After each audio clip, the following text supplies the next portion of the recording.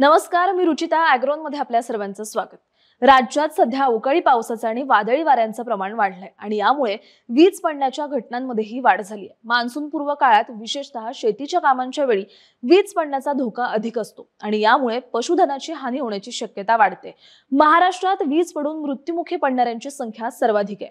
मराठवाडा आणि विदर्भासारख्या भागांमध्ये भौगोलिक रचना, कमी झाडी आणि हवामानातील बदलांमुळे हा धोका अधिक जाणवतो। वीज पडल्याने केवळ पशुधनच नव्हे तर शेतकरी आणि मालमत्तेचेही मोठे नुकसान होते, जीवितहानी सुद्धा होते। त्यामुळे पशुपालकांनी आपल्या पशुधनाचे विजेपासून संरक्षण करण्यासाठी योग्य उपाययोजना करणं अत्यंत आवश्यक आहे। विजेपासून पशुधनाचे संरक्षण कसे करावे तेच आपण या आजच्या व्हिडिओतून जाणून घेणार आहोत। जनावरांवर आणि आपल्यावर वीज पडू नये यासाठी सुरक्षित आश्रय घेणं महत्त्वाचं आहे। जनावरांना कधीही मोकळ्या जागेत बांधू नये। पावसाचं वातावरण आणि विजेचा गडगडाट होत असल्यास शेतातील काम त्वरित थांबवून जनावरांना गोठा, शेड किंवा मजबूत इमारतींमध्ये हलवावं। गोठ्याचे छत आणि भिंती शक्यतो धातूच्या नसाव्यात, कारण धातू वीज आकर्षित करते। जर धातूचे बांधकाम असेल तर ते व्यवस्थितरित्या अर्थिंग केलेले असावे। अचानक आलेल्या वादळात स्वतःचा बचाव कसा करावा ते पाहूयात।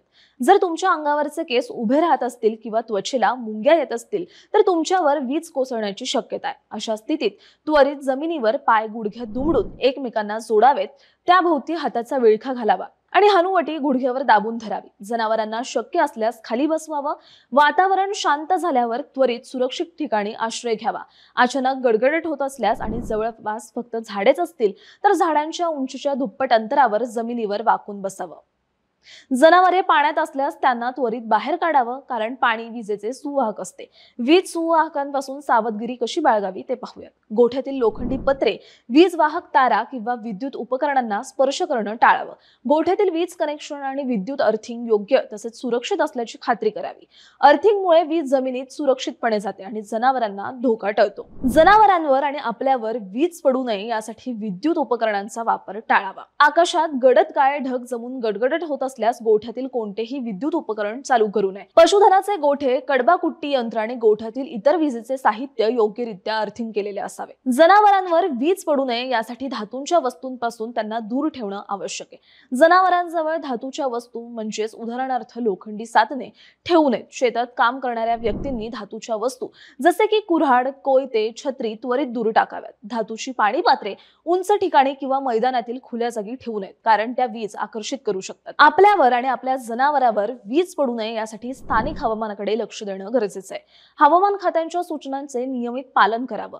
भारतीय उष्णदेशीय मौसम विज्ञान संस्था पुणे आणि भारतीय हवामान विभागाने विकसित केलेले दामिनी वीज चेतावणी ॲप डाउनलोड करावं। या ॲपच्या माध्यमातून परिसरातील हवामानाचा आणि वीज पडण्याचा अंदाज मिळतो, ज्यामुळे वेळीच सुरक्षितता बाळगता येते। वादळी वारे किंवा वीज पडण्याची शक्यता असल्यास जनावरांना गोठ्यातच ठेवावं। आता वीज पडू नये यासाठी जनावरांचं व्यवस्थापन कसं करावं ते पाहूयात। गडगडाटाने जनावरे घाबरण्याची शक्यता असते, त्यामुळे त्यांना प्रेमळ वागणूक देऊन शांत करावे।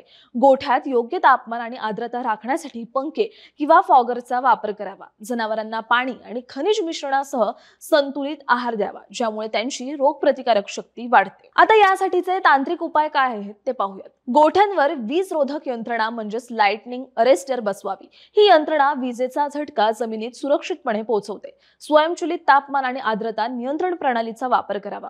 जनावरांवर वीज पडू नये यासाठी इतर सुरक्षितता उपाय काय आहेत ते पाहूयात। झाडाखाली आश्रय टाळा। उंच झाडे वीज आकर्षित करतात, त्यामुळे वीज पडण्याचा धोका असताना झाडाखाली स्वतः आणि जनावरांना बांधू नये। पावसामुळे मृत्यू होणार नाही, पण झाडाखाली थांबल्यास धोका निर्माण होऊ शकतो। शेतामध्ये काम करत असताना आपण आणि जनावरे विद्युत तारांपासून किमान 50 फूट अंतरावर राहावं। बैलांना नांगरत असताना तात्काळ लोखंडी जू पासून वेगळं करावं। आता आपत्कालीन उपचार काय आहेत ते पाहूयात। जर एखाद्या जनावरावर वीज पडली तर त्वरित पशुवैद्यकीय मदत घ्यावी। पशुपालकांना वीज पडण्याचे धोके आणि त्यावरील बचाव उपायांबाबत माहिती द्यावी। नैसर्गिक आपत्तीमुळे होणाऱ्या नुकसानीसाठी मदत काय असते ते पाहूयात। नैसर्गिक आपत्तीमुळे बाधित झालेल्या व्यक्तींना केंद्र आणि राज्य आपत्ती प्रतिसाद निधीमधून मदत दिली जाते। वीज पडून जनावरांचा मृत्यू झाल्यास अल्प व अत्यल्प भूधारक आणि भूमिहीन पशुपालकांना शासनाच्या नियमांनुसार मदत मिळते। यासाठी मृत जनावराचा तलाठी यांचा पंचनामा, पशुवैद्यकीय अधिकाऱ्यांचे शवविच्छेदन अहवाल आणि इतर आवश्यक कागदपत्रे महसूल विभागाकडे जमा करावी लागतात।